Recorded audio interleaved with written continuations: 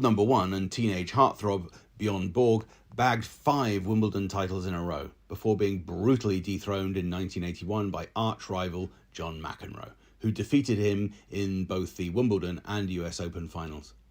Devastated, Borg simply walked away from the sport aged 26. He said, "All I could think was how miserable my life had become." After retiring, Borg twice came close to dying from drug overdoses. "Alcohol, drugs, pills, my preferred ways of self-medication," he said.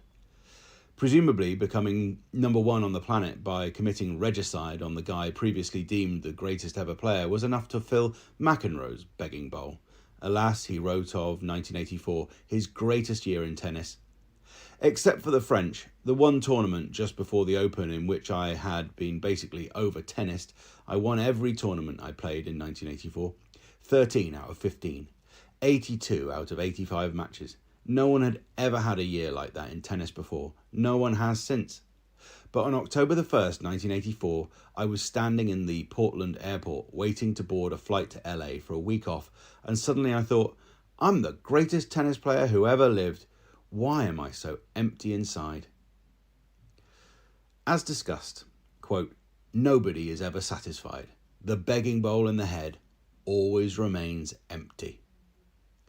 Having traumatised Borg in 1981, McEnroe was himself tortured by an emotional outburst that cost him a chance to win the 1984 French Open final against Ivan Lendl. McEnroe had been leading by 2-0, sailing to victory. He said, "It was the worst loss of my life, a devastating defeat. Sometimes it still keeps me up at night. It's even tough for me now to do the commentary at the French.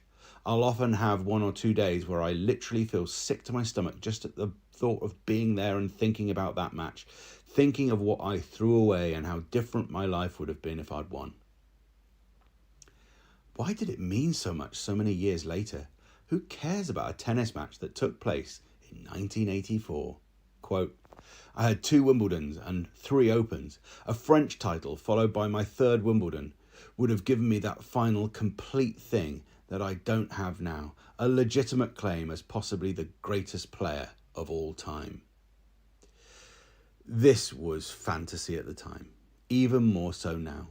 McEnroe ended his career with just 7 Grand Slam titles. Since then, his achievements have been dwarfed by Novak Djokovic, who has won 24, Rafael Nadal, who won 22, and Roger Federer, 20. Thus, the cruelty of the begging bowl. While the euphoria of any success quickly vanishes, leaving us empty, our failures